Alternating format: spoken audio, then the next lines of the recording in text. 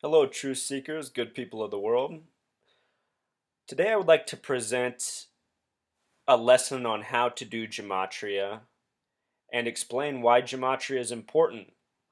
For me personally, I learned about gematria about a year and a half ago, previously having no knowledge.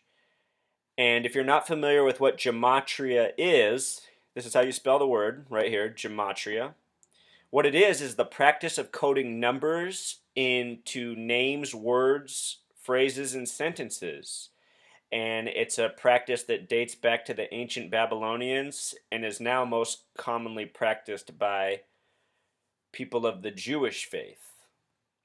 So there's multiple methods, and we're going to get into some of those key methods today, the ones that I think are most important to know. By the end of this lesson, you will know how to do simple English gematria, and Pythagorean gematria. All three of these methods are interrelated. We will talk about that. And we will also cover Jewish gematria, which is based on the English alphabet as well, but a little bit different. And also, we're going to talk about why gematria is important. For me, learning about gematria, it has taught me a lot about this world I live in, as well as myself. And we'll get into those stories as we go. So to begin, the simplest form of gematria is called Simple English Gematria. And those three words for a reason. But the way it works is you just use the alphabetic order. A, B, C equals 1, 2, 3. And you just keep going. The English alphabet is 26 letters. Z is worth 26. A is 1, Z is 26. So this is how simple English gematria works. To add up the word simple, S would be plus 19, I would be plus 9, M would be plus 13, P would be plus 16, L would be plus 12, E would be plus 5. This word adds up to 74. If you do the same thing with English and gematria, you will find out that the words simple, English, and gematria all sum to 74. And think about the United States birthday, the 7th month, 4th day, 7-4. And as we move on, we'll see that is no coincidence. So English gematria, almost the same name, just without the word simple. It's the same thing except for you multiply every single letter times 6. So 1 times 6 is 6, 2 times 6 is 12, 3 times 6 is 18, and so on. By the end, 26 times 6 is 156. This is English gematria. In this way, you get word, name, phrase, and sentence values that are 6 times bigger. So the easiest way to do English gematria is to first add up with simple English gematria, then just multiply times 6. You will get the same outcome as if you'd get it adding each word up this letter by letter with these bigger values. So for English gematria, it's always easier to do simple English gematria and then multiply by 6. For example, we just said that the word, we'll just do this on the side, we just said that the word simple summed to 74. So in English gematria, simple is 74 times 6, which equals 444, 444. So it's as simple as that for English gematria. English gematria is a method that I use the least, if you wondered, Truth Seeker. It's nice to know, but to me it's the least useful. And what we're going to look at here is Pythagorean gematria. And the reason I have the simple English gematria chart here is to make it easier to understand. In simple English gematria, the letters A through I are 1 through 9. When you get to J, you enter double-digit numbers. This is where it changes in Pythagorean gematria at J. See, in Pythagorean gematria, A through I are still 1 through 9, 1, 2, 3, 4, 5, 6, so on. But J, instead of being 10, becomes 1, because 1 plus 0 is 1. K becomes 2, because 1 plus 1 equals 2. But because it's a multiple of 11, in numerology, multiples of 11, 11, 22, 33, 44, 55, those are master numbers. and they don't have to be reduced. So in this Pythagorean gematria, k can also remain 11. It can be 2 or 11. You have an option. L is the 12th letter, 1 plus 2 is 3. M is the 13th letter, 1 plus 3 is 4. So do you see what we're doing? We're reducing every single letter to a single digit. 3 letters have exceptions, though, in this method. K and V, because they're multiples of 11. 11 and 22, they do not have to be reduced. So if there's a K or a V in a word, it can be 4 or 22. You have flexibility. It's what gives this system more complexity. The other letter with an exception is S. Why S? Because S is the only letter you have to reduce twice, so it gets these special qualities. S is the 19th letter. 1 plus 9 equals 10, and then you have to do it again. 1 plus 0 equals 1. So S in this regard can be 1 or 10. Just remember that S, K, and V all have special properties. The rest of the letters all need to be reduced to a single digit every time in this method. And if you think this is impossible to remember, it's actually not that hard if you can just create some base letters. For example, if you can remember that C, L, and U, the letters that form clue, become 3, it'll give you a reference. Just like if you can remember the letters that form fox, create 666. F-O-X. F is the 6th letter. O is the 15th. 1 plus 5 becomes 6. X is the 24th. 2 plus 4 becomes 6. Remember, we're just reducing everything to a single digit. These are the principles of numerology, except for the multiples of 11. And here, we'll just do an example. Let's just do a word that has these letters in it. So a word like York with Pythagorean gematria. Y is the 25th letter. 2 plus 5 becomes 7. O is the 15th. 1 plus 5 becomes 6. R is the 18th. 1 plus 8 becomes 9. K is the 11th. So we can do 2 or 11. We'll do 2 and see what we get. 7 plus 6 is 13. Plus 9 is 22. Plus 2 is 24. If we do York with the K exception, it sums to plus 9 more, 33.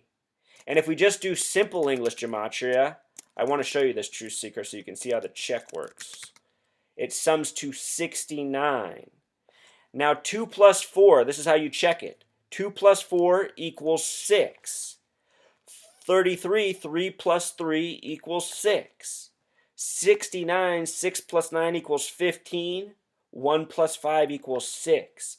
All 3 of these methods always need to reduce to the same single digit letter. This is Pythagorean. This is Pythagorean with the K exception. And this is simple English gematria. And if we wanted to do English gematria, it would be 69 times 6, which is 360 plus 54, 414. So in English gematria, the word York is 414. In English gematria, it does not have to reduce to the same single digit. It should not, unless you're multiplying times 9. But those are the methods right there. So we should have it for simple English gematria, and Pythagorean English gematria. We know how to do those methods now. If you still don't get it, just go back and watch this one more time. Perhaps find a scrap sheet of paper, write down a word and practice yourself. Sometimes you just do it with your own hand. It clicks in your brain. You just need to do it once yourself. But there's only one more method to cover. That's the Jewish gematria here. Notice that Jewish gematria is just an entirely different scale. Again, A through I, 1 through 9 are the same as the other ones, but once you get to J, it really changes. J becomes 600, K is 10, L is 20, so on. I want to just go through this again, go over the significance of these words and these numbers and how they show up within our own daily lives. And if you live here in the United States of America, this will probably be easier for you to connect with. Of course, I'm speaking about it because this is where I live and where I've grown up. Anyhow, Simple, English, and Gematria all sum to 74. In the United States, our nation's birthday is the 4th of July. And maybe you're thinking, well, maybe a lot of words sum to 74. It isn't the case. Let's go through it. In the Bible, Jesus is said to have been crucified at the age of 33. The name Jesus sums to 74. The word cross sums to 74. The English translation of Jesus is Joshua. Joshua sums to 74.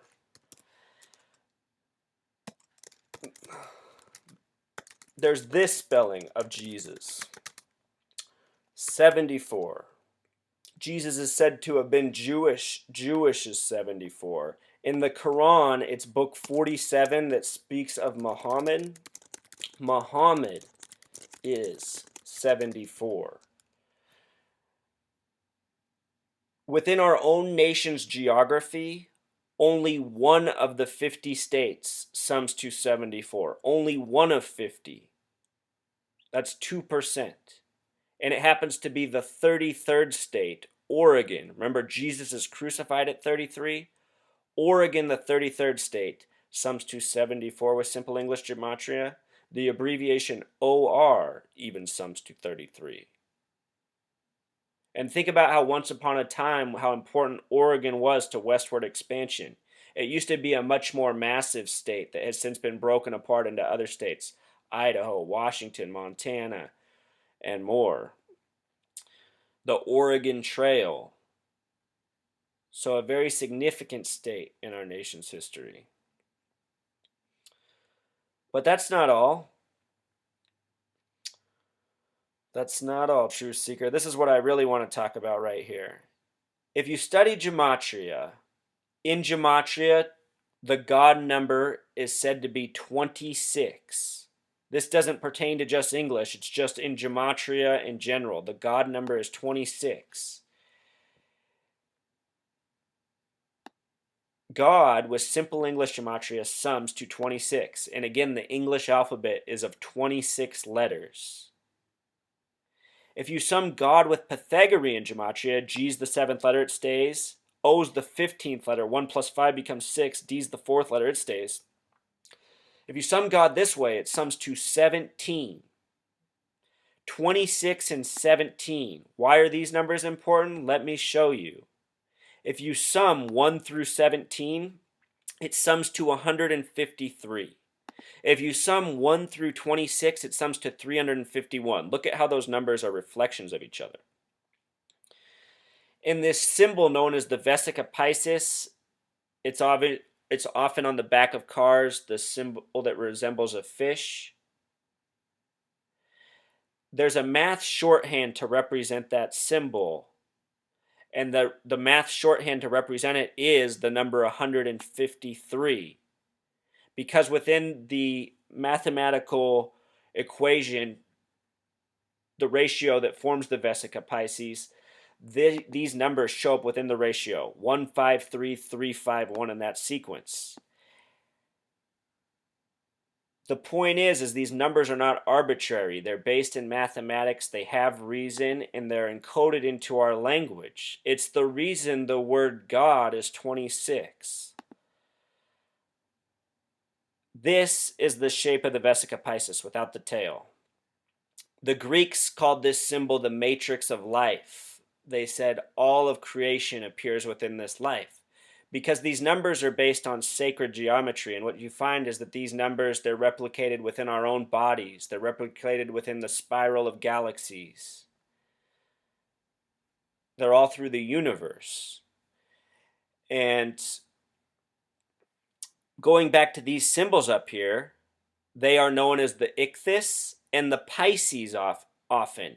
And ichthys with Pythagorean gematria sums to 26, the God number, as does Pisces. Pisces also sums to 26.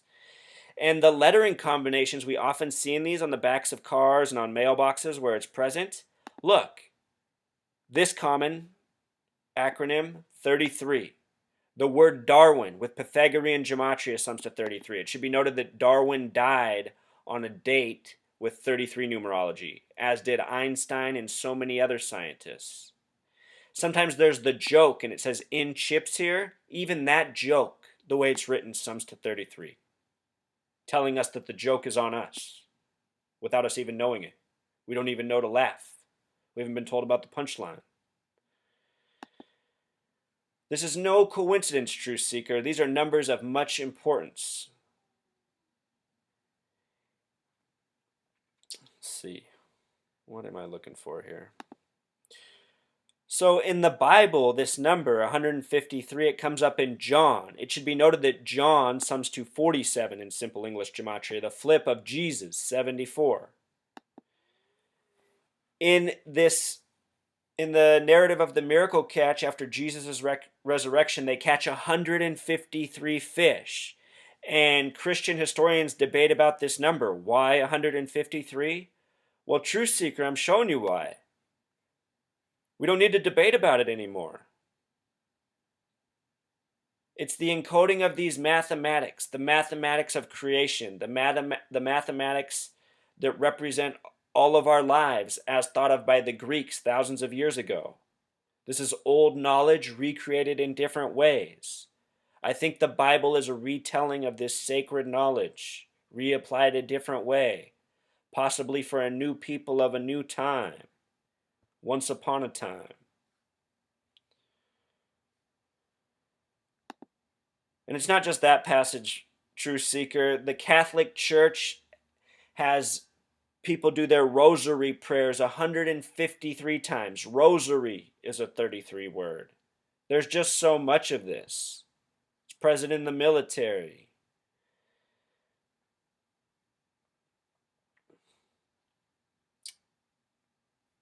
Even William Shakespeare. If William Shakespeare was even a real person. So, I hope that answers your guys' questions on how to do this gematria thing. That's the main thing I was going for, but now we're into the component of how does this apply? Why is this important? When I first learned about gematria personally, the first thing I thought to do was to apply it to the 50 states. So I took the time to write out all 50 states, made sure I got the spelling right of each state, and then I did the gematria for every single state. It took me a really long time because I didn't know the sequence of the alphabet, and at the time I didn't know that L was 12. It took me several times before I remembered it.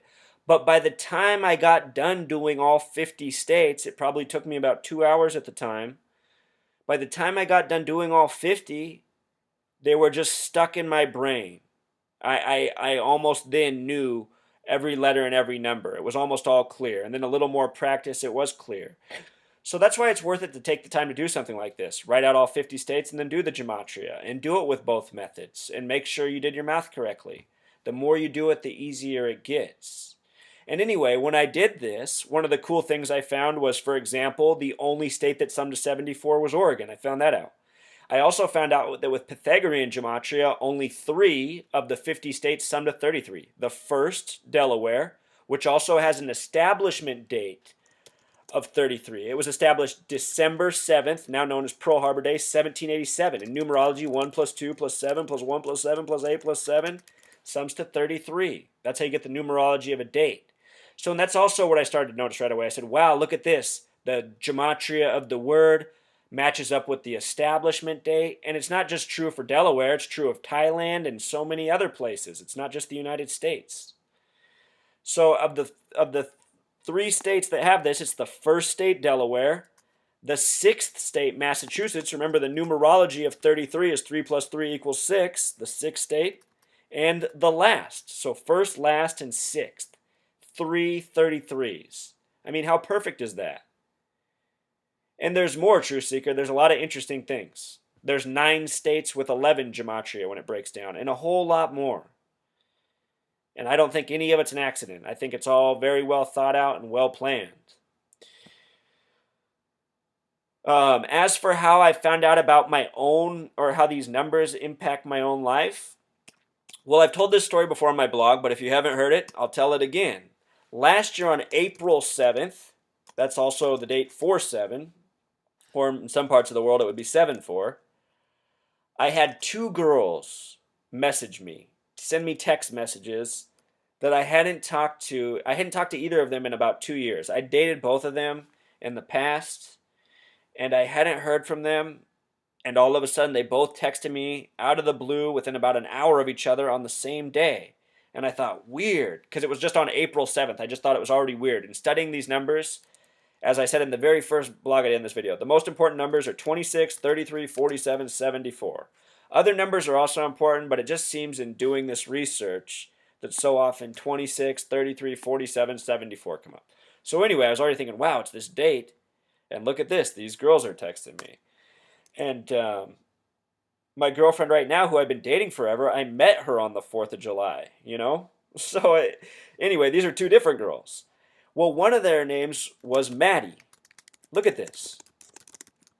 Maddie sums to 47. The other girl, her name was Trish. Trish sums to 74. And I swear this is a true story. Out of nowhere, Maddie and Trish texted me out of the blue, and now I'm even looking at noticing something I've never noticed before. This is also a weird truth seeker. Now it's tripping me out even more. M is the 13th letter, and T is the 20th. M plus T is 33. So, you know, if you doubt me on this story, you're more than welcome to, but this really is a true story. It blew me away. It made me wonder what in the world is going on. For myself, I was born in Oregon, the 33rd state, and as we said, it has a gematria 74. And it just kind of like I'm working with this theory, trying to see how it might really be happening. I wonder if all these numbers are constantly influencing our lives, if these are just numbers of power that show up in a lot of our lives, or if for some reason some of us are more attracted to these numbers than others. And perhaps in my case, maybe just being born in the 33rd state with this gematria, maybe somehow you pick up that energy, that frequency that's put off from that location and having that name. You know, I'm working through theories. I'm trying to understand it. What I have found out, though, since I started making these video posts is, you know, a lot of you have communicated with me, sent me your stories, told me about the numbers in your life and how you found out how your relationships have lined up in similar ways. So I feel that there really is something here, and that's why I like to share this. I feel like I'm helping bring, you know, old knowledge back to the surface that's always been here with us, just overlooked. I mean, just think about the first thing that we learn in school. As students, the first thing we learn in the Western world is the alphabetic order. So in a way, we've always had this set of skills. We've just never applied them. And once you become aware of them and apply them, you might find out some real magical things. And on that note, the word magic is another one of these 33 words. If I can type right.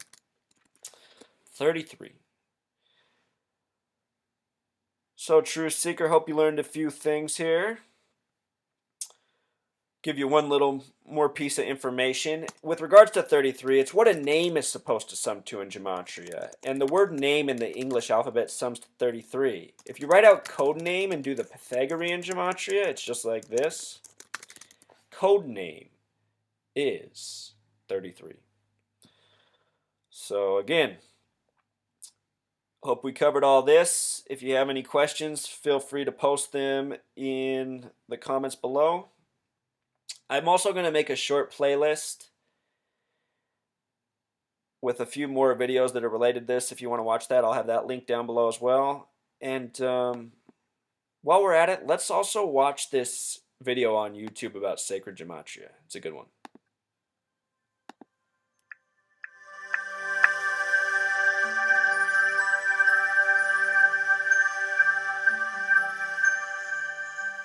Point A around point B, that makes a circle.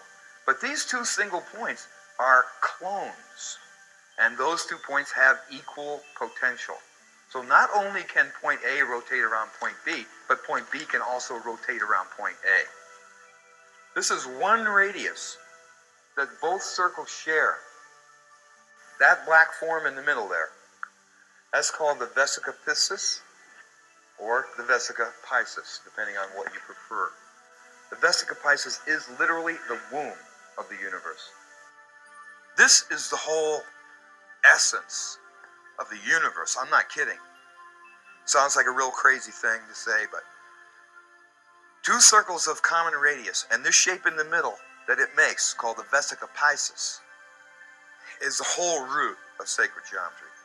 Literally every single thing that exists, and I'm not kidding, everything that exists springs out of this womb, this football-like shape. It sounds like a wild, improbable, crazy thing to say, but it's... And True Seeker, I just want to remind you, by every single thing, even our English alphabet. Again, what I'm trying to make the point is that our alphabet is entirely based on this. And our teachers, they forgot to tell us because somebody also forgot to tell them. Absolutely true.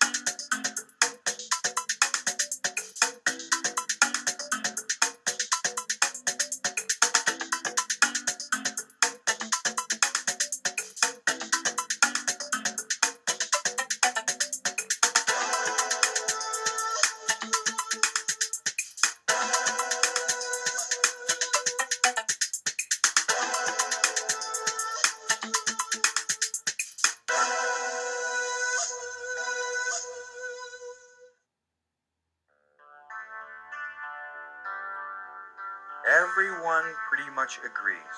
The universe is created by division.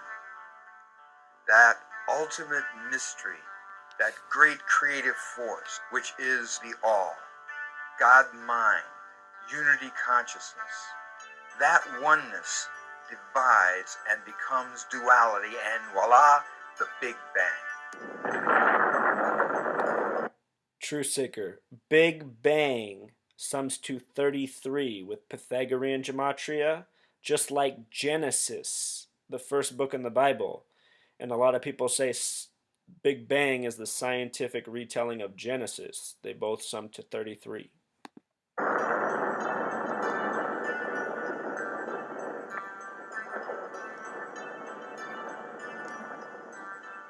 God mind as single-pointedness divides and becomes duality, and all relationship begins right there. And out of this relationship, of course, two circles of common radius and the Vesica Piscis.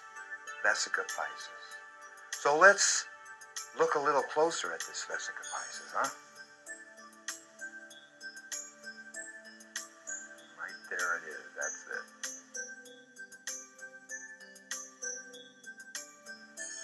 When we get to four circles of common radius, which naturally evolve out of these points C and D, the Vesica Piscis is in the middle.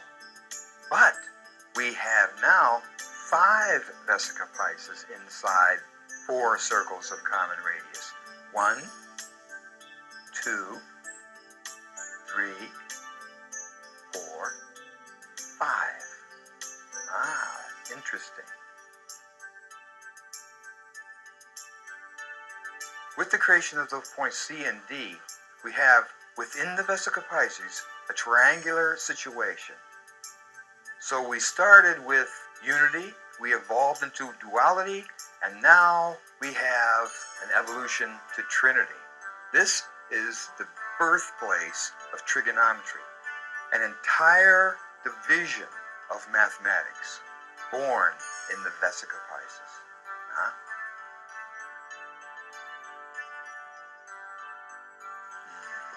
Those 2 points, C and D, bisect the Vesica Piscis and create the cross in the center and a new center, point X.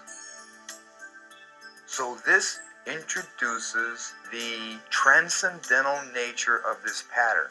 It flips all the way into infinity and all the way out to infinity with smaller and smaller and smaller overlapping circles and larger and larger and larger overlapping circles, all the way to infinity.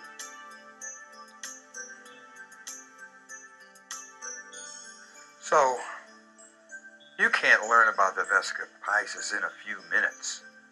This is an unbelievably deep and rich form, literally the womb of the universe. Everything that is springs out of the Vesica Piscis. Everything. All unfolding and spiraling and spiraling and spiraling into what we see as this manifest universe. We are sacred geometry. We spring right out of the Vesica Piscis. Omnipresent principles of the universe. That is what sacred geometry is. And the Vesica Piscis, or the Vesica Piscis, is right in the heart of